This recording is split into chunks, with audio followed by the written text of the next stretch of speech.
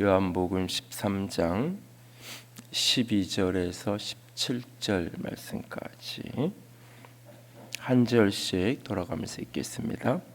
그들의 발을 씻으신 후에 옷을 입으시고 다시 앉아 그들에게 이르시되 내가 너희에게 행한 것을 너희가 아느냐?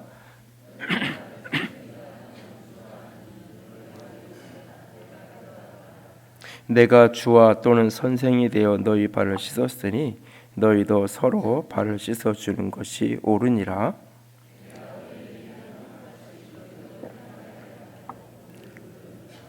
내가 진실로 진실로 너희에게 이르노니 종이 주인보다 크지 못하고 보냄을 받은 자가 보낸 자보다 크지 못하나니.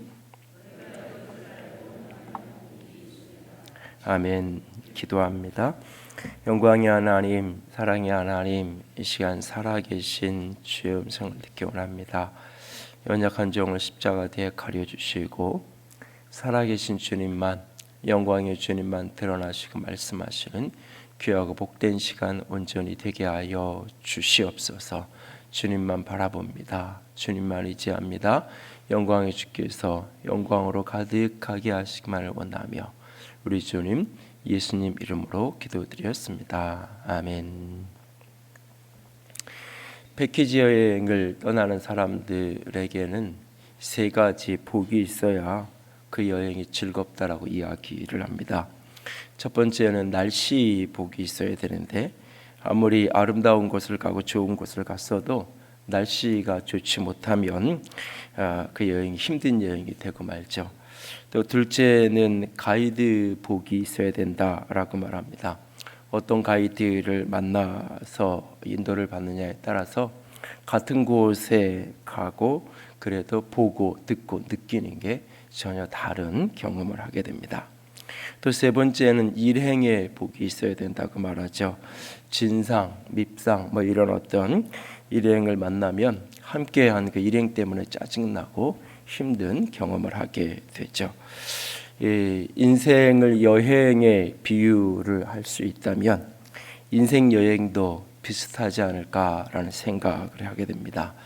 인생 여행이 즐겁고 행복하려면 첫째는 날씨, 그 시대적 환경에 복이 있어야 합니다. 어떤 시대를 태어나서 어떤 세대를 살아가느냐 하는 것이 참 중요하죠. 또 두 번째는 가이드, 인생의 부모나 선생님 또는 신앙인들에게는 어떤 목회자를 만나느냐, 그 가이드의 복이 있어야죠. 좋은 선생님과 좋은 부모를 만나는 것만큼 큰 복이 없고 또 신앙인들에겐 좋은 목회자를 만나는 것만큼 중요한 것이 없을 겁니다. 세 번째는 일행, 곧 가족과 친구와 동료의 복이 있어야 합니다. 인생길 서로 버팀목이 되어줄 수 있는 친구와 가족과 동료를 잘 만나서 함께 살아갈 수 있다면 신앙인들에게 함께 신앙하는 서로를 소중히 여기고 귀하게 여기며 함께 그렇게 세워갈 수 있는 공동체 속에서 함께 살아갈 수 있다면 그것은 참 복일 겁니다. 그런데 문제는 인생도 여행도 날씨나 가이드나 일행을 내 맘대로 선택할 수 없다는 것입니다. 때로는 내 인생의 소원대로 가장 좋은 가이드를 선택해보고 가장 좋아 보이는 일행을 선택해보지만 막상 여행을 떠나보면 생각했던 것과 다른 경우가 종종 있습니다. 여행을 가보지 않고는 이게 진짜 복이었나 그렇지 않느냐 알 수 없는 것처럼 인생을 살아보지 않고는 내가 보기엔 참 이런 시대에 태어난 게 복이고 이런 사람과 살아갈 수 있다는 게 복인 것처럼 보이는데 막상 살아보지 않으면 그와 같지 않은, 살아보고 나서야 이게 복이었구나 그렇지 않았구나 라는 것을 깨닫게 되는 것을 보게 됩니다. 이런 점에서 전 참 복이 많은 사람이다 라는 생각을 요즘 하며 살아갑니다.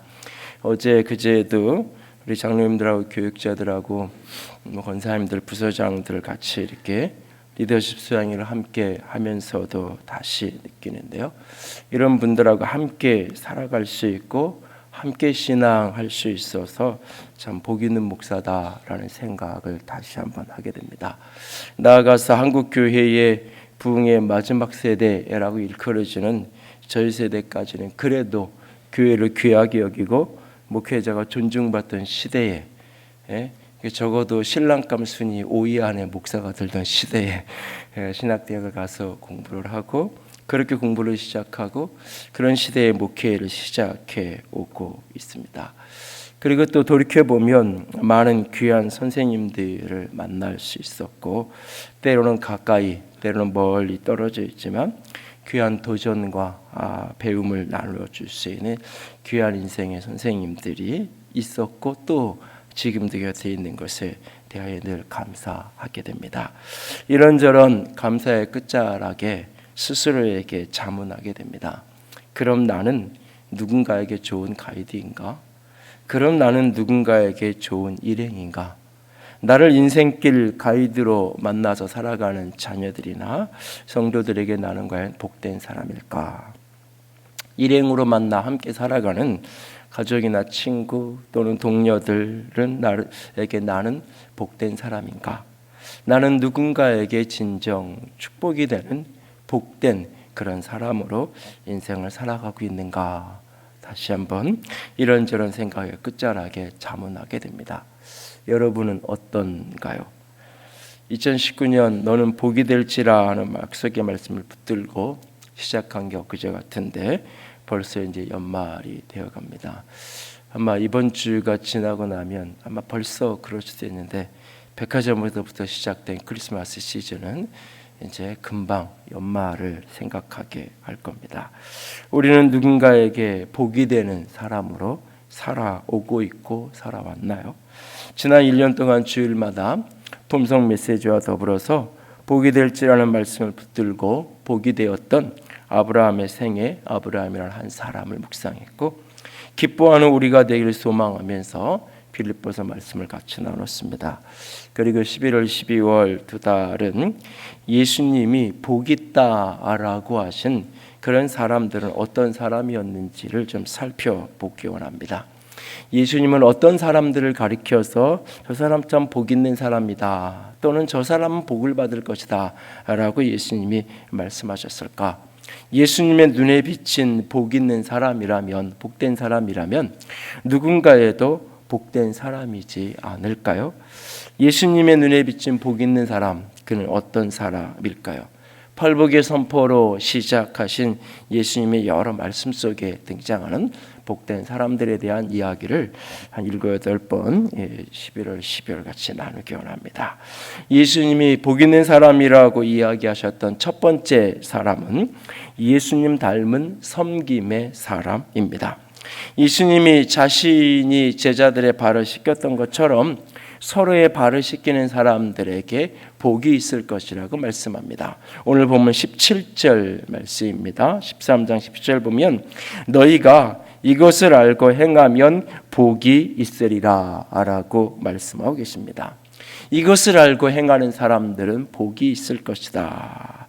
주와 선생이 되신 예수님께서 제자들의 발을 씻기신 것처럼 너희들이 그렇게 서로 발을 씻기면 누군가에게 허리를 굽히고 누군가의 발 아래 무릎을 꿇고 누군가의 발을 씻기는 섬김의 사람에게 복이 있을 것이다 라고 오늘 본문 속에서 주께서 말씀하십니다.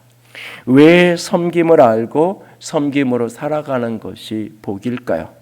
왜 누군가에게 발 씻김을 받는 게 아니라 누군가의 발을 씻기는 사람에게 복이 있다라고 우리 주님은 말씀하고 계신 것일까요? 첫 번째로 섬김을 알고 행하는 것이 복인 이유는 섬김은 사랑함이기 때문입니다. 내가 누군가를 섬긴다는 것, 그 섬김의 중심에 사랑이 놓여 있을 때 그 사랑으로 내가 예수님이 누군가의 발을 씻기셨던 것처럼 섬길 수 있을 때 그 섬김은 우리에게 축복이 되어질 것입니다. 창세기 29장에 보면 야곱이 외삼촌 라반의 집을 찾아가는 장면이 나옵니다. 그가 외삼촌의 집에 가서 머문 지 한 달여가 지나갔습니다.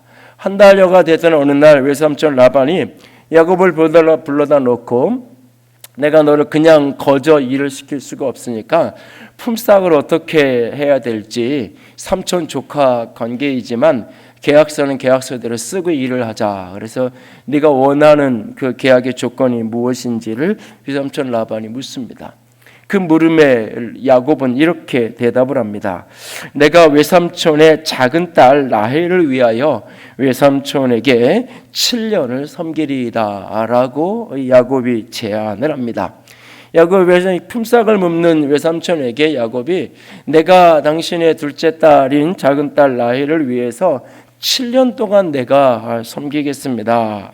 그러니까 7년 동안 내가 이 집에서 일할 테니까 7년의 보수로 조건으로 나이를 내게 주십시오라고 이야기하는 것입니다. 그렇게 한 이유를 성경은 야곱이 라헬을 더 사랑하기 때문이었다라고 말합니다.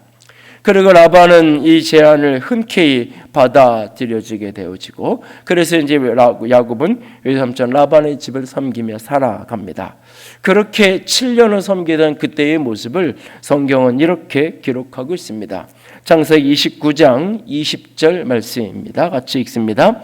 야곱이 라헬을 위하여 7년 동안 라반을 섬겼으나 그를 사랑하는 까닭에 7년을 며칠같이 여겼더라.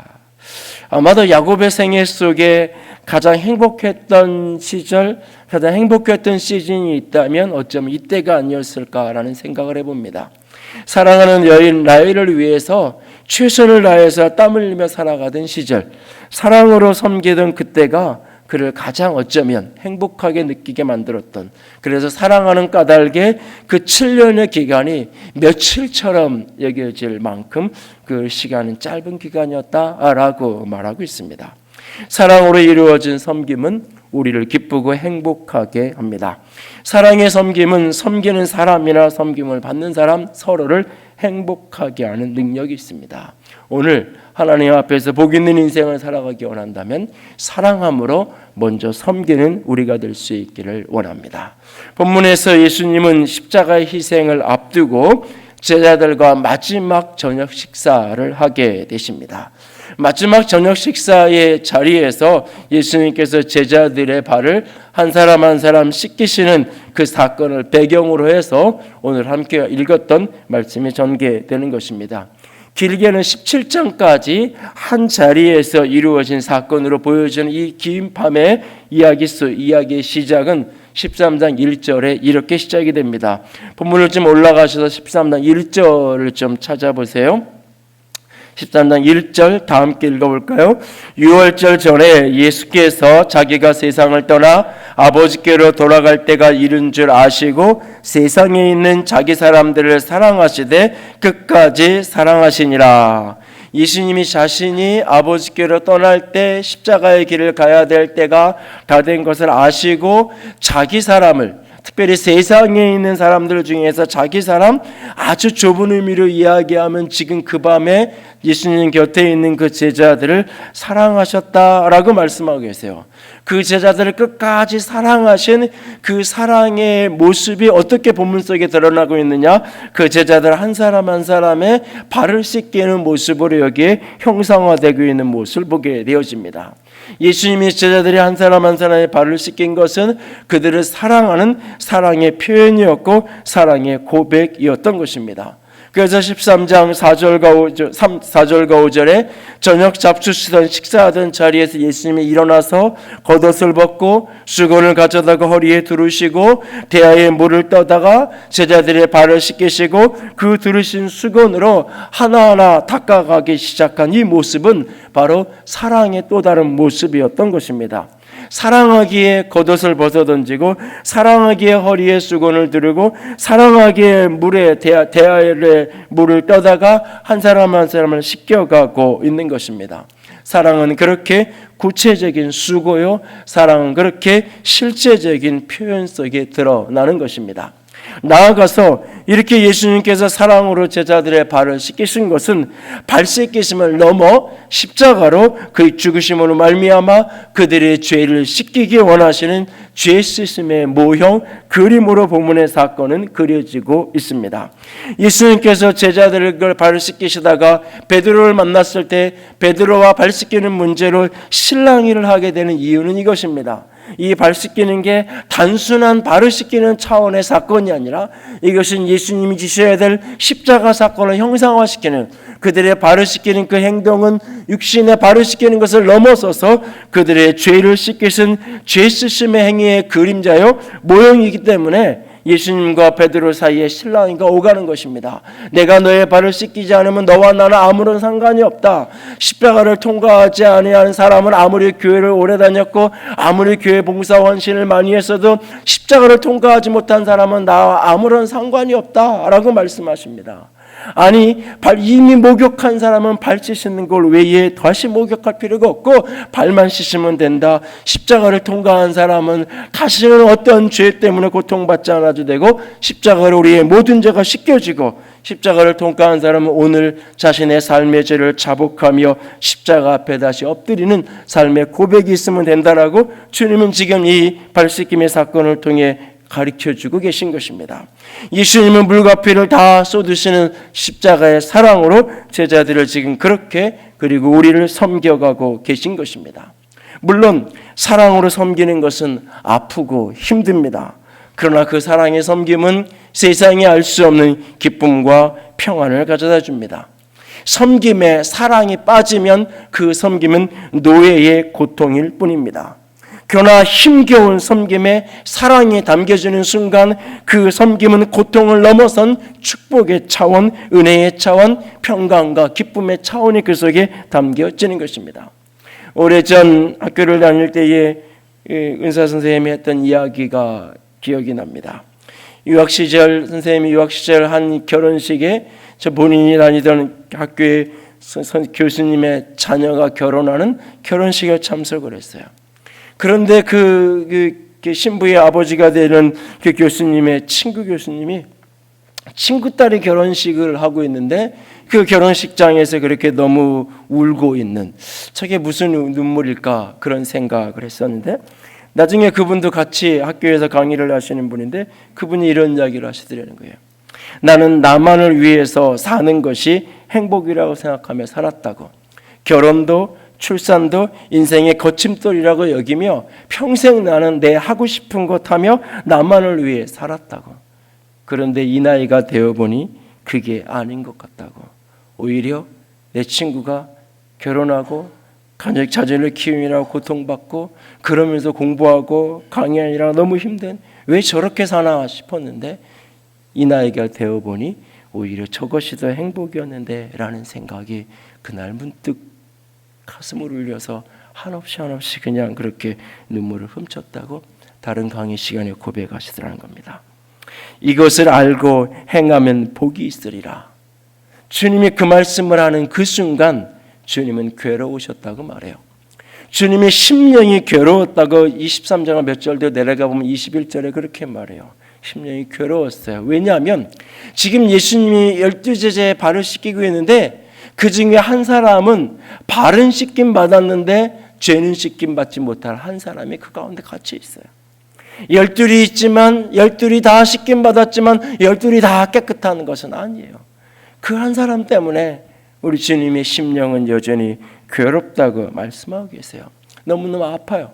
괴롭고 아프지만 누군가를 섬기는 것은 그렇게 때로는 힘들고 버겁기도 하지만, 그러나 이해할 수 없는, 세상이 알지 못하는 기쁨이 있고 평안이 있고 행복이 그 속에 있어요. 그래서 오늘 주님은 당시 단순히 발 씻기는 한 사건을 넘어서서 십자가를 향하여 걸어가야 되는데, 이 긴 밤의 설교와 긴 밤의 기도가 지난 바로 다음 날은 이제 자식 바쁘신 바 당하시고 십자가에 죽임당한 길을 가시는데, 그 밤에 주님께서 하시는 말씀 중에 내게 있는 기쁨, 내게 있는 평안, 내게 있는 그 자유함과 행복을 내가 너에게 주고 싶다라는 이야기를 예수님이 이 밤에 몇 차례 말씀하시는 것을 보게 돼요. 괴롭지만 그 괴로움보다 더 큰 저 내면에 있는 기쁨과 평안이 예수님 안에 있는 것을 우리는 발견하게 돼요. 이 14장을 한번 가보세요. 요한복음 14장 27절, 14장 27절 같이 읽습니다. 평안을 너희에게 끼치노니 곧 나의 평안을 너희에게 주노라. 내가 너희에게 주는 것은 세상에 주는 것과 같이 아니하니라. 너희는 마음이 근심하지도 말고 두려워하지도 말라. 나의 평안을 너희에게 주노라 말씀하세요. 15장 11절도 가보세요. 15장 11절 같이 읽습니다. 내가 이것을 너희에게 이름은 내 기쁨이 너희 안에 있어 나의 기쁨을 충만하게 하려 함이라. 내 기쁨이 너희 안에 있기를 원한다. 그리고 예수님의 이 긴 설교의 마지막 결론이 16장 33절 가보세요. 16장 33절 같이 읽습니다. 이것을 너희에게 이르는 것은 너희로 내 안에서 평안을 누리게 하려 함이라. 세상에서는 너희가 환난을 당하나 담대하라. 내가 세상을 이기었노라. 너희가 내 안에서 평안을 누리게 한다. 예수님은 그 섬김의 여정, 섬김의 삶을 살아가는 그 분명 고통이에요. 식사하던 자리에서 일어나는 것은 번거로운 일이에요. 편안하게 잘 갖춰진 모습으로 식사를 하던 자리에서 겉옷을 벗어던지고 훅 수건을 들고 물동이에 대야에다가 물을 떠다가 한 사람 한 사람 발을 씻기는 것은 굉장히 수고롭고 힘겨운 일이에요. 아니, 그것은 그냥 뭐 하룻밤 한번 해볼 수 있는 일일런지 모르지만 그는 이제 이 밤이 지나고 나면 십자가의 그 여정을 가셔야 해요. 그 십자가의 여정은 너무너무나 고통스러운 여정이에요. 그래서 다른 복음서에 예수님은 내 마음이 너무 고통스럽고 너무 아프다라고 분명히 이야기하고 계세요. 분명히 섬김의 자리는 고통스럽고 힘들어요. 때로는 버거워요. 그런데 그 고통과 힘겨움과는 비교할 수 없는 기쁨이, 평안이, 위로부터 오는 그 행복이, 그 축복이 그 속에 있다는 말이에요. 그래서 주님이 내 기쁨, 내 평안, 나의 평안이 너에게 누려지기 원한다고 말씀하고 계시는 겁니다. 오늘 하늘이 주는 그 기쁨, 하늘이 주는 그 평강을 맛보며 살아가는 복 있는 사람이 되기 원하나요? 사랑으로 섬기는 자가 될 수 있기를 원합니다. 그래서 요한일서는 우리에게 이렇게 말하는 것입니다. 그가 우리를 위하여 목숨을 버리셨으니 우리가 이로써 사랑을 알고 우리의 형제를 위하여 목숨을 버리는 것이 마땅하다라고 말씀하고 계시는 거예요. 그것이 축복이기에, 그것이 우리의 행복이기에 주님은 오늘 우리에게 이와 같이 말씀하실 수 있는 겁니다. 너희가 이것을 알고 행하면 복이 있으리라. 바로 예수님이 가시는 그 길, 십자가의 길, 그 사랑의 섬김이 축복의 길입니다. 오늘도 누군가에게 복이 되기를 원하시나요? 사랑으로 섬겨가는 우리가 될 수 있기를 원합니다. 섬김이는 사랑입니다. 사랑으로 섬길 때 그곳에 진정한 행복이 있고 복된 사람됨이 있을 것입니다. 그런데 오늘 본문 속에서 사랑으로 누구를 섬긴다고 할 때 우리가 한 가지 놓치지 않아야 될 부분 한 가지가 있습니다. 본문의 예수님의 행동을 조금 주목해서 보면 약간 의아한 분위기의 장면을 오늘 본문이 기록하고 있는 것을 보게 됩니다. 누군가를 사랑으로 섬긴다라고 말하고 누군가와 아주 친밀한 사랑의 관계 속에 놓여진다라고 할 때 놓치지 말아야 될 것 한 가지가 있습니다. 그것은 바로 예의를 지키는 것, 예절을 존중하는 것, 에티켓을 지켜가는 것입니다. 예수님께서 제자들을 사랑으로 섬기기 위해서 식사하던 자리에서 일어나서 겉옷을 벗고 수건을 갖다 허리에 두르고 대야에 물을 떠다가 한 사람 한 사람을 닦아주고 물로 씻긴 다음에 그 수건으로 발을 닦기를, 이 모습은 굉장히 자연스러운 모습입니다. 그리고는 12명의 발을 다 씻기셨어요. 발 씻기는 일 다 끝났어요. 그리고 예수님이 제자들과 함께 다시 둘러앉습니다. 그런데 본문은 의도적으로 빠뜨리지 않고 기록하는 하나가 있어요. 그건 뭐냐면 예수님이 벗었던 겉옷을 다시 챙겨 입고는 겉옷을 다시 두르신 후에 제자들과 이야기를 시작하고 있는 것입니다. 동년배에 남성들만 모여있는 자리입니다. 지금 막 예수님께서 그 12명의 사람들을 한 사람 한 사람 겉옷을 벗어놓고 그렇게 한 사람 한 사람을 씻기셨습니다. 막 그 일이 끝나고 다시 자리에 앉았어요. 그 순간 다시 옷을 그렇게 굳이 갖춰 입어야 할 이유가 무엇이었을까요? 왜 성경은 예수님이 옷 하나 벗고 옷 하나 입었던 이 이야기, 아무것도 아닌 것 같은 이야기, 예수님이 매일마다 아침에 일어나면 옷 입었을 거고 주무실 때 옷 벗었을 거고 늘 하던 일상의 그 일을 성경은 왜 굳이 놓치지 않고 이 표현을 이렇게 반복해서 기록하고 있는 것일까요? 이것은 예수님께서 제자들에게 발을 씻겨야 되는 역할을 할 때는 겉옷을 벗고 그 일을 하는 게 지켜지지만 내가 누군가의 이야기를 하고 대화를 나눌 때에 옷을 갖춰 입고 그리고 대화를 나누는 것이 그들을 향한 존중과 예의였기 때문이 아니었을까요? 바울은 자신이 쓴 로마서 편지를 베베 집사의 손에 들려서 로마 교회에 보내면서 이 베베라는 사람을 어떻게 받아들여야 되는지를 성경이 이렇게 가르쳐주고 있어요. 로마서 16장 22절입니다. 같이 읽습니다. 너희는 주 안에서 성도들의 합당한 예절로 그를 영접하고 무엇인지 그에게 소용되는 바를 도와줄지니라. 바울이 시켜서 온 사람이니까 바울이 알아서 책임져주고 바울이 알아서 필요한 거 다 해결해 주겠지, 아니에요? 베베 집사가 편지를 가지고 편지 전달해주고 가면 그의 역할 다 끝난 거예요. 그런데 그 사람을 합당한 예절로 그 사람을 영접하고 그에게 소용되는 것을 도와주라고 말씀하세요. 사랑이 무엇인지를 가르쳐주는 고린도전서 13장에 사랑은 오래 참는 것으로 시작해서 사랑은 모든 것을 견디는 것으로 끝나요. 사랑의 본질 가운데 가장 핵심 키워드가 그래서 오래 참는 것, 인내하는 것, 견뎌내는 거예요. 그런데 그 사랑의 이야기를 하는 흐름 속에 이렇게 말씀해요. 사랑은 무례하게 행하지 않는 것이다 라고 말씀하고 계십니다. 예수님의 제자들은 이미 3년을 같이 동고동락했어요. 같이 먹고 같이 자고 같이 살았어요. 1, 2년 아니라 벌써 3년이 넘는 시간들을. 이미 충분히 친밀해졌어요. 이미 충분히 가까워졌어요. 이미 충분히 편한 관계가 되었어요. 이런저런 이야기, 내가 너희들 발 씻긴 것처럼 너희들 좀 이렇게 서로 발 씻기고 그렇게 살아.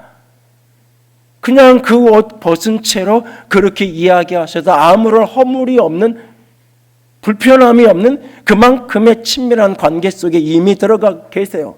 그럼에도 불구하고 예수님은 예의를 잃어버리지 않습니다. 요한복음 21장에 가면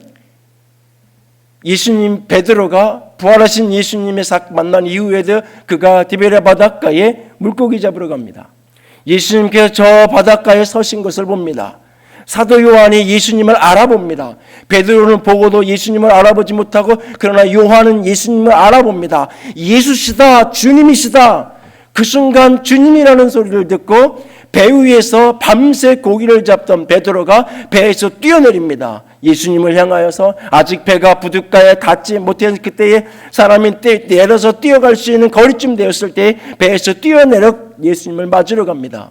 그런데 그 정신없는 순간 배에서 물로 내리는 그 순간 겉옷을 챙겨서 입습니다. 고기 잡는 내내 물고기 잡는 그물질 올리느라고 겉옷 벗어 던지고 땀 뻘뻘 흘리면서 그 일했단 말이에요. 예수님을 만나기에 바다에 뛰어들어요. 입던 옷도 벗어 던진 채로 바다에 뛰어들어야 되는 거잖아요. 겉옷을 챙겨 입고 그리고 이 바다에 뛰어들어요. 왜? 예수님을 만나는데 겉옷을 챙겨 입고 예수님 앞에 서는 거예요. 그 예의예요. 사랑을, 친밀함을 버릇없는 것으로 오해하지 마십시오. 사랑을, 친밀함을 함부로 해도 된다라고 착각하지 마십시오. 우리는 친하니까, 우리는 허물 없으니까 대강 말 놓고 함부로 해도 상관없어. 그것이 관계를 깨트리는 거예요. 나는 너무 친해서 허물 없이 한 말이 상대방은 나한테 저렇게 얘기하지? 내가 조금 잘해주니까, 내가 좀 받아주니까 나는 가짜나 보이나? 나는 하찮아 보이나? 나는 이래도 되는 사람으로 보이나? 라고 때로는 여겨지는 거예요. 가까울수록, 친밀할수록, 편한 관계일수록 그래서 서로를 존중해야 되고, 그래서 때로는 예의를 지켜야 되고, 그래서 때로는 에티켓을 지킬 줄 알아야 된다라고 말하는 거예요. 사랑으로 누군가를 섬기며 살아가는 것, 사랑으로 누군가를 섬기며 살아가는 것, 그것은 우리에게 축복입니다. 분명 그것은 고통과 아픔과 힘겨운 어떤 부분이 있지만 그것은 세상이 알지 못하는 하늘의 축복을 가져다주는 현장입니다. 그러므로 오늘 주께서 우리에게 말씀하고 계십니다. 이것을 알고 행하면 복이 있을 것이다. 오늘도 섬김의 자리, 사랑의 자리에, 사랑함의 자리에 서서 하나님의 복을 누릴 수 있기를 원합니다. 두 번째로 섬김의 자리가 복된 자리인 이유는 섬김은 리더십이기 때문입니다. 서로의 발을 씻기는 섬김은 예수님 닮은 리더십이기에 그것은 복입니다. 누군가를 향한 섬김의 리더십, 발 씻기는 리더십, 그것은 예수님의 권위와 예수님의 인정을 가져오게 하는 축복의 자리입니다. 본문 13절과 14절을 보면 예수님은 자신이 제자들의 발을 씻기는 것이 종으로서 마땅히 해야 할 의무를 하는 것이라고 말하지 않습니다. 예수님은 자기 자신을 분명히 규정하고 있어요. 나는 너희들과의 관계에서 주가 되는 존재고 나는 선생이라고 말합니다. 자기 자신을 종이라고 말하지 않아요. 자신은 선생이고 자신은 지금 주가 되시는 분이에요. 그런데 주님이신 그분이, 선생님이신 그분이 스스로 낮아져서 종의 역할을 감당하는 거예요. 사람이 되셔서 하나님이 되신 그분이 사람이 되셔서 우리를 섬겨주시고 십자가의 길을 가셨던 것처럼, 그래서 예수님의 리더십을 섬김의 리더십, 서번트 리더십이라는 표현을 사용하는 거죠. 세상의 리더는 군림하고 주관하지만 참된 리더인 예수님은 섬김으로 스스로를 낮추셨어요. 그래서 우리도 그 예수님처럼 섬김의 자리에 서게 될 때에 예수님과 같은 리더십을 얻게 되는 축복을 누리게 되는 것입니다. 요한복음 13년 본문의 사건과 시간적으로 거의 비슷한 시간대에 예수님께서 예루살렘으로 올라가는 그 여정 속에 거의 비슷한 어쩌면 같은 주간에 벌어졌던 사건 속에서 예수님은 리더십에 대해서 이런 이야기를 하십니다. 마태복음 20장 25절에서 27절 말씀입니다. 같이 읽습니다. 예수께서 제자들을 불러다가 이르시되 이방인의 집권자들이 그들을 임의로 주관하고 그 고관들이 그들에게 권세를 부리는 줄을 너희가 알거니와 너희 중에는 그렇지 않아야 하나니 누구든지 크고자 하는 자는 너희를 섬기는 자가 되고 너희에게 누구든지 으뜸이 되고자 하는 자는 너희의 종이 되어야 하리라. 인자가 온 것은 섬김을 받으려 함이 아니라 도리어 섬기려 하고 자기 목숨을 많은 사람의 대속물로 주려 함이니라 말씀합니다. 제자들이 서로 누가 높아질 것이냐, 누가 더 좋은 자리를 차지할 것이냐라고 하는 문제로 제자들 사이에 갈등이 벌어져 있을 때, 제자들 사이에 미묘한 긴장감이 흐르고 있는 그 타이밍에 예수님께서 바로 이 이야기를 하고 계시는 것입니다. 섬김은 예수님의 리더십을 덧입는 것입니다. 섬김으로 으뜸이 되고 섬김으로 크게 되는 것이 하나님 나라의 리더십이라고 말씀을 우리에게 가르쳐 주고 있습니다. 누군가에게 복이 되는 리더, 누군가에게 복이 되는 사람이 되고 싶은가요? 먼저 섬기는 사람이 될 수 있기를 원합니다. 그런데 이 부분에서 우리가 주의 깊게 기억해야 될, 고려해야 될 몇 가지 포인트가 있습니다. 하나는 이런 말씀을 자기 자신에게 적용하기보다 우리는 쉽게 다른 사람에게 적용하며 이런 말씀을 판단과 비난의 통로로 사용해서 오히려 섬김의 자리에 서지 못하고 판단과 비난의 죄의 자리에 서게 되는 경우가 너무 많다는 것입니다. 리더는 섬기는 자가 되어야 되고 섬기는 리더십을 가지고 살아야 된다는 것을 우리는 다 압니다. 그리고 그렇게 살아가는 것이 신앙적인 모습이고 그리스도인다운 모습이라는 걸 우리는 다 알고 있습니다. 그럼에도 불구하고 우리는 생각합니다. 나는 충분히 섬기고 있어. 나는 충분히 섬기는 자리에 있는 사람이야. 이런 말씀이 지금 들어야 될 사람은 저 사람이야. 아무개 누군가가. 저런 사람들은 왜 이렇게 섬기지 못하는 거야? 왜 이렇게 좀 섬길 줄 알아야지 섬기는 리더가 되지 못하는 거야? 이 말씀을 섬기라는 나에게 적용하는 것이 아니라 내가 섬기는 자가 되어야 하는 내 자신이 바로 그런 사람이 되어야 한다라고 적용하는 것이 아니라 우리는 쉽게 누군가를 떠올리며 누군가를 비난하고 누군가를 판단하고 누군가를 정죄하는 도구로 사용하는 것을 보게 되어집니다. 어떤 위치에 있는 어떤 자리에 있는 누군가에게든지 섬김이 강요와 강제가 되는 순간 그 섬김은 폭력입니다. 섬김이 사랑이 되지 못하고 자발성이 갖지 못하고 섬김이 강제와 강요가 되는 순간 그것은 또 다른 형태의 폭력적인 태도일 뿐인 거예요. 오늘 섬김을 배워야 하고 섬김을 훈련해야 되고 섬김의 자리에 서야 될 사람은 그 어떤 사람이 아니라 바로 나 자신이라는 것을 잊지 마십시오. 또 하나 기억해야 될 것, 고려해야 될 것은 섬기는 리더십에서 놓치지 말아야 할 부분 중에 하나인데 예수님이 매일 제자들의 발을 씻긴 것이 아니라는 사실입니다. 예수님이 제자들의 발을 씻긴 것은 당신의 십자가를 그들에게 가르치고 그들이 십자가를 따르는 자로 살아가도록 그들을 가르치고 훈련시키기 위한, 강하게 그것을 각인시키기 위한 하나의 퍼포먼스였을 뿐이에요. 예수님이 궁극적인 사명은 제자들에게 발을 씻기는 것에 있지 않아요. 예수님의 궁극적인 섬김의 자리는 십자가의 자리예요. 예수님의 섬김의 본질은 발 씻김에 있지 않아요. 발 씻김은 하나의 형상화된 모형일 뿐이에요. 예수님의 궁극적인 섬김의 자리는 십자가예요.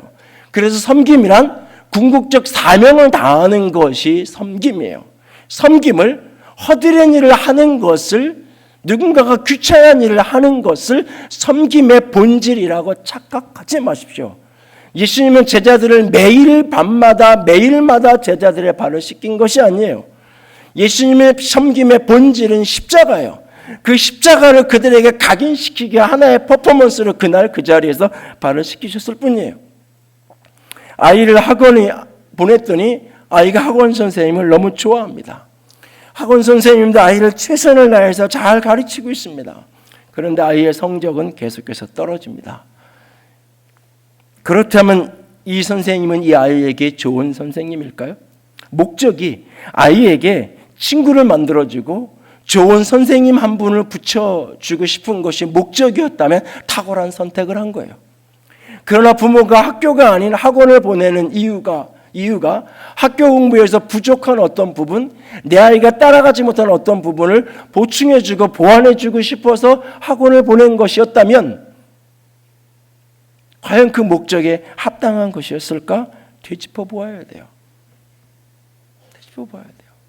좋은 섬김이란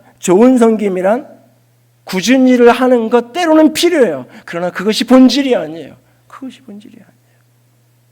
섬김의 핵심은 자기 사명을 다하는 거예요. 내게 주어진 사명의 본질을 알고 그 본질을 다하는 거예요. 선생님이 아이를 최선에 잘 가르치고 부족한 것을 채우는 게 첫 번째 사명이에요. 그런데 선생님이 친절해. 그런데 학원에 좋은 친구들도 많아. 금상첨화겠죠. 근데 모든 것이 다 되는데 그것이 안 돼. 모든 것이 좋은 병원인데 병이 안 나. 좋은 병원이에요? 모든 것이 좋은 의사 선생님인데, 너무너무나 완벽한 선생님인데 아무리 약을 먹고 수술을 해도 병이 안 나서 선생님한테 계속 가야 되는 거예요. 의사로서의 최고의 섬김은 아픈 사람을 치료하는 거예요. 그래서 좀 투박해도, 툭툭거려도, 분위기가 별로 안 좋아도 때로는 명의를 찾아서 그 병원에 가서 줄 서서 불친절해도 처방을 받고 진찰을 받고 약을 받아 먹기도 하는 거예요. 그분이 내 아픈 나를 위한 최고의 섬김의 선생님이기 때문에. 섬김은 본질이 사명을 다하는 것이 있다는 사실을 잊지 마십시오. 하나 더 언급하고 넘어가면, 섬김의 리더는 세상에서 쉽게 무시당하고 하찮게 여김당한다는 사실이에요. 우리는 모두 섬김의 리더십을 원해요. 그러나 우리는 쉽게 섬기는 리더를 가볍게 여기고 하찮게 여깁니다. 역설적이게도 사람은 그렇게 싫어한다고 말하면서도 세상적인 리더, 마음대로 주관하고 마음대로 부리는 그런 리더는 오히려 존중하고, 그런 리더는 겁을 내고, 그런 리더의 말은 오히려 잘 들어요. 그런데 섬김의 리더십으로 섬겨주며 내 입장을 배려해주며 어떻게든 함께 가려고 하는 그런 리더일수록 더 존중하고, 그런 사람에서 더 귀하게 여기고, 자신이 얼마든지 자신의 권력을 부릴 수 있고 자신의 힘을 마음껏 휘두를 수 있는 권세가 있음에도 불구하고 스스로 그것을 절제하면서 끊임없이 섬기는 자로서 함께하기 원하는 리더를 만났을 때 오히려 행복해하고 감사하며 그를 어떤 리더보다 더 존중해 여기고 귀하게 여길 줄 알아야 되는데, 우리는 너무 쉽게 그런 사람일수록 하찮게 여기고 가볍게 여기고, 오히려 우리가 그렇게 싫어한다고 이야기하고 저런 리더가 되면 안 돼라고 말하는 그런 폭력적인 그런 리더십 앞에 오히려 우리가 말을 잘 듣고 오히려 더 순종하고, 그런 사람은 오히려 우리가 존중하는 것 같은 그런 자기 모순이 우리 속에 있지 않나요? 진정한 섬김의 리더십을 갖고 싶다면 섬김의 리더십, 그렇게 섬김의 자리에 서는 사람을 보거든 오히려 그 사람을 더 귀하게 여기고 더 존중히 여기는 우리가 될 수 있기를 원합니다. 섬김은 리더십이기 때문에 섬김은 복의 자리입니다. 세 번째로 섬김은 제자됨이기 때문에 섬김의 자리는 복된 자리입니다. 누군가에게 복이 되고자 하는 사람은 예수님을 따르는 사람이 되어야 하는데 예수님을 따르는 것, 그 사람이 제자죠. 예수님이 따르는 제자가 되기 원한다면 마땅히 예수님이 본보이시는 대로 발을 씻기는 자가 되어야 합니다. 본문 15절에 예수님은 자신이 발을 씻긴 목적을 가르쳐주고 있어요. 내가 너희들의 발을 씻긴 이유는 너희들에게 본이 되기 위함이라고 말씀하고 계세요. 내가 이렇게 발을 씻겼던 것처럼, 내가 선생이고 주인인데 내가 이렇게 겸손하게 낮아짐으로 발을 씻겼던 것처럼 너희도 그렇게 하라고 이야기하는 것입니다. 예수님이 십자가의 길을 가신 것처럼 자기 몫의 십자가의 길을 지고 따라가는 것, 그것이 제자의 길인 것입니다. 그리고 세상은 이런 제자를 보고 싶어 하는 것입니다. 13장 35절을 좀 내려가 보십시오. 오늘 보면 13장에 이 설교의 첫 번째 단락의 결론 말씀이 35절이에요. 13장 35절 같이 읽습니다. 너희가 서로 사랑하면 이로써 모든 사람이 너희가 내 제자인 줄 알리라. 너희가 서로 사랑하면 모든 사람이 너희가 내 제자인 것을 알게 될 것이다 라고 말해요. 요한복음 15장 8절을 보면 너희가 열매를 많이 맺으면 내 아버지께서 영광을 받으실 것이고 너희는 내 제자가 되리라 말씀하세요. 같은 15장 12절에 내 계명은 곧 내가 너희를 사랑한 것 같이 너희도 서로 사랑하라 하는 이것이니라. 그리스도인이 맺어야 할, 제자가 맺어야 할 최고의 열매가 뭐냐? 그것이 바로 사랑이라고 이야기하는 거예요. 이게 사과 나무인지 배 나무인지 복숭아 나무인지 모르겠는데, 나무만 보고 잎사귀만 보면 뭐 이렇게 익숙하지 않은 사람 잘 모르겠는데 열매가 맺힌 걸 보고 나면 아, 이게 사과 나무였구나, 이게 복숭아 나무였구나. 가을 거지할 때 열매를 보고 나면 이게 배나무였을까 사과나무였을까 잘 몰랐던 사람들도 열매를 보고 나면 분명 아, 이게 배나무구나 사과나무구나 복숭아 나무를 알게 되는 것처럼 세상이 우리를 보면서 저 사람이 그리스도의 제자인가? 저 사람이 진정 예수 믿는 사람인가? 긴가민가 싶은데 어느 날 아, 저 사람 진짜 예수의 제자야. 저 사람은 진정 그리스도의 사람이야. 무엇을 보고? 열매를 보고 알게 된다라고 말하고 있어요. 그 열매가 뭐냐? 서로 사랑하는 것. 너희가 서로 사랑하면 세상이 너희가 내 제자인 것을 알게 될 것이다 라고 말했어요. 어거스틴은 예수님의 이 서로 사랑하라는 이 35절, 13, 35절을 해석하면서 그는 이렇게 해석하고 있어요. 예수님은 마치 세상 가운데 그 한 사람밖에 존재하지 않는 것처럼 사랑하셨다라고 말해요. 예수님은 사랑을 이야기하실 때 집단적인 개념으로 말하지 않고, 예수님은 사랑을 말할 때 아, 가난한 사람을 사랑해야 돼, 헐벗고 배고픈 사람을 사랑해야 돼 라고 말하지 않고 바로 그 한 사람, 소경 바디메오 그 사람을 사랑하는, 그 한 사람, 예수님을 향하여 지금 팔아먹겠다고 예수님을 향해 등 돌리고 있는 바로 그 한 사람, 그 제자, 그 사람까지 발을 씻기고 있는, 지금 사단에게 귀신 들려서 자신을 팔아먹기 위한 음모를 차곡차곡 진행하고 있는 그 제자 요한 때문에, 그 가룟 유다 때문에 너무너무 괴롭고 마음이 아픈 그 심령을 끌어안은 채로 가룟 유다의 발까지 씻기시는 그 사람, 예수님이 발을 씻긴다고 말했을 때, 널 서로 씻기라고 말할 때 그 대상은 바로 구체적인 옆에 있는 개별화된 사랑, 이것을 어떤 성경학자는 맞춤형 사랑이라고 이야기하고 있어요. 바로 옆에 있는 그 한 사람을 사랑하는 것, 그것이 바로 사랑의 계명의 본질이에요. 하나님은 우리에게, 하나님은 저와 여러분에게 저 아프리카에 있는 어떤 사람을 사랑하는 것, 그것이 먼저 아니에요.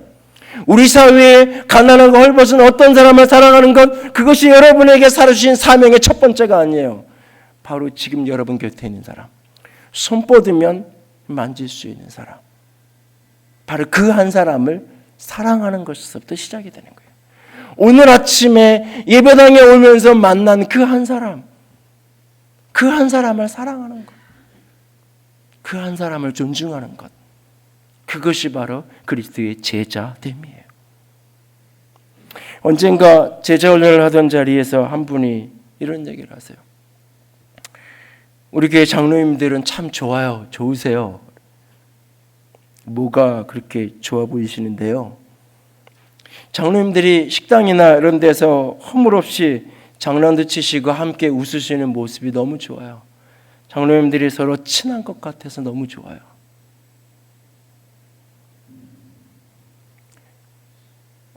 어제 그제 리더십 수양회를 하는데 교육자 중에 한 분이 그런 얘기를 해요. 교육자들끼리 서로 사랑할 수 있고 서로 존중하고 서로 어떤 일이 있고 무슨 부서에서 뭐 이케아 가서 뭘 사와야 된다 그러면 같이 운전해주고 같이 가서 들고 오고, 그렇게 교육자끼리 서로 사랑할 수 있고 존중할 수 있어서 감사하고 좋아요. 여자의 적은 여자라고 말하잖아요. 교육자의 적은 교육자인 교회가 종종 있어요.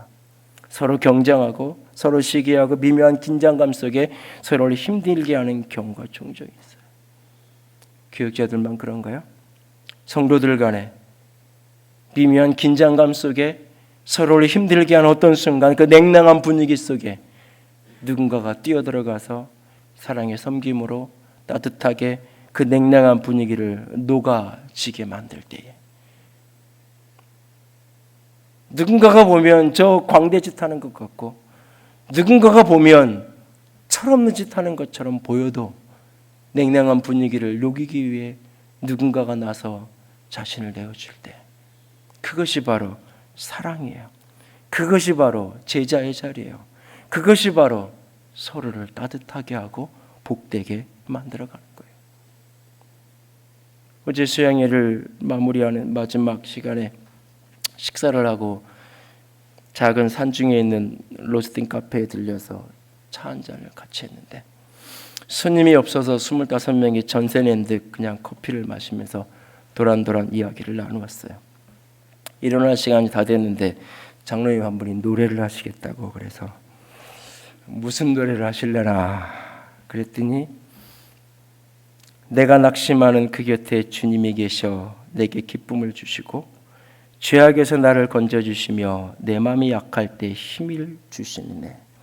깊은 골짜기 나 걸어가도 주님만 의지하면은 주님은 항상 내 앞길 인도하시네. 찬양을 쭉 하시는데 마음이 따뜻해지는 것을 느낍니다. 돌아가면서 한 2분 정도 더 찬양을 하게 하고 일어나서 나왔는데요. 나오면서 문득 그런 생각이 들었어요. 저 카페 주인이 무슨 생각을 했을까?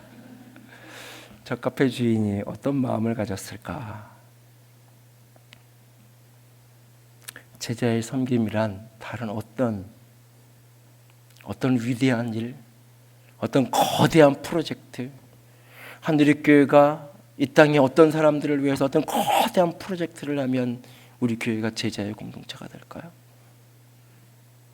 아니요. 여러분들이 바로 지금 이 시간 여러분 곁에 있는 사람들을 사랑하는 거예요.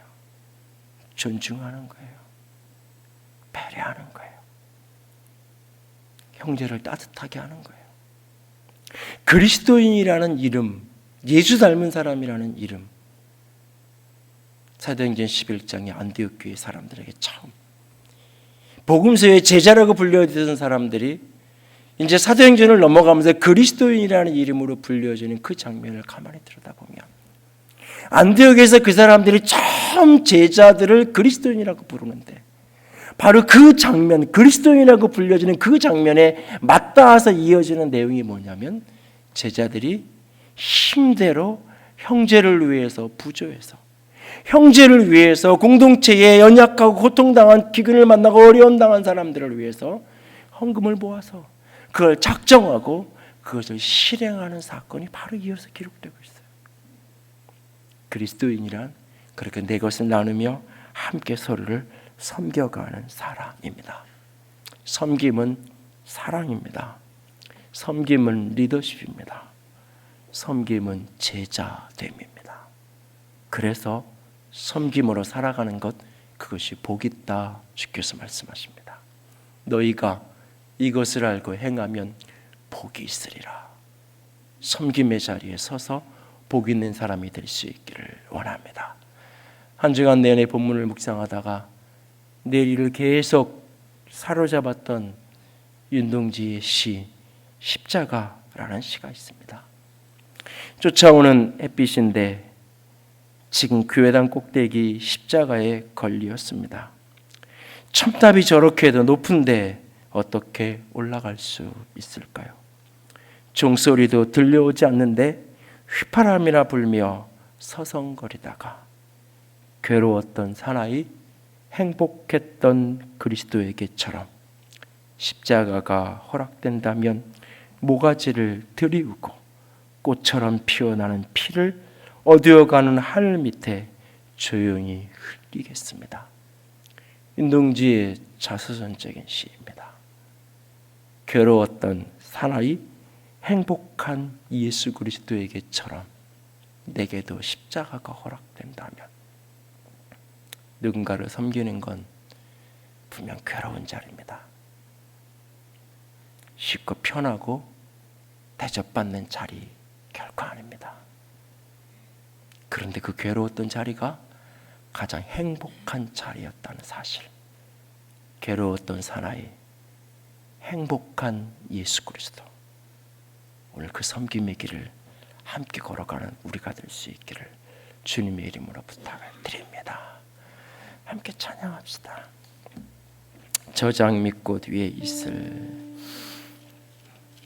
442장 같이 찬양합니다.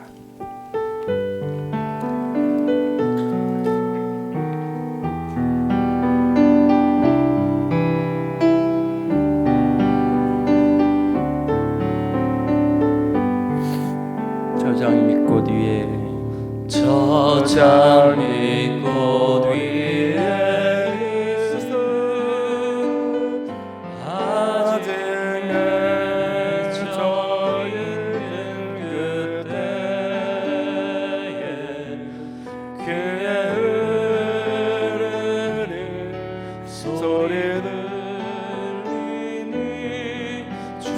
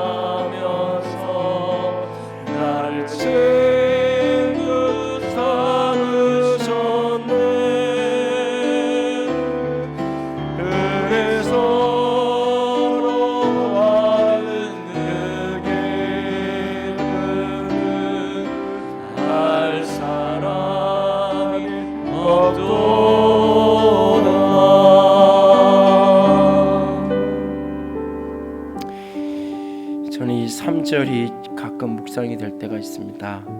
밤깃도록 동산 안에 주와 함께 있으려 하나 괴로운 세상 할 일 많아서 날 가라 명하신다.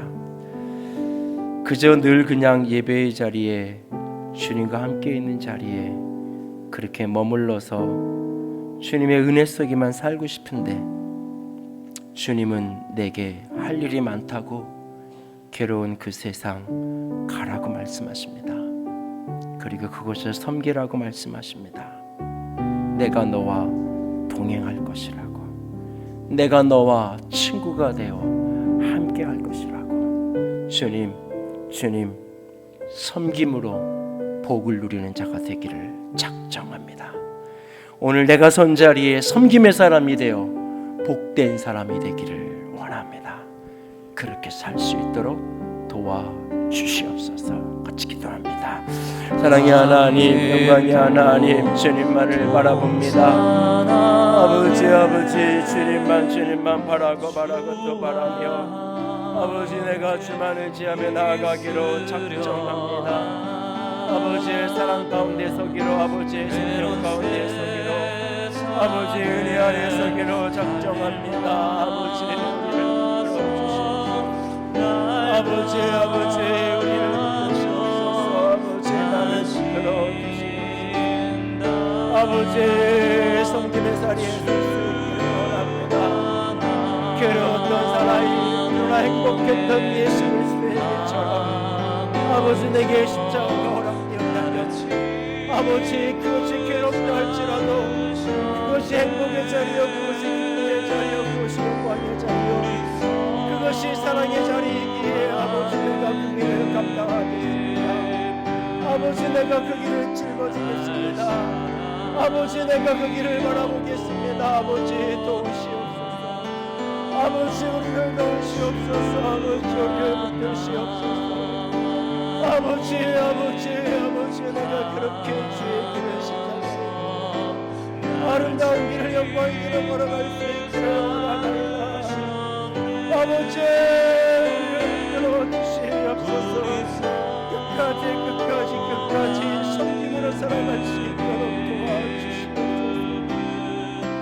할 사람이 없도다. 밤 깊도록 동산 아래, 밤 깊도록 동산 아래 주와 함께 있으려 하나. 괴로운 세상에 할 일 많아서 날 가라며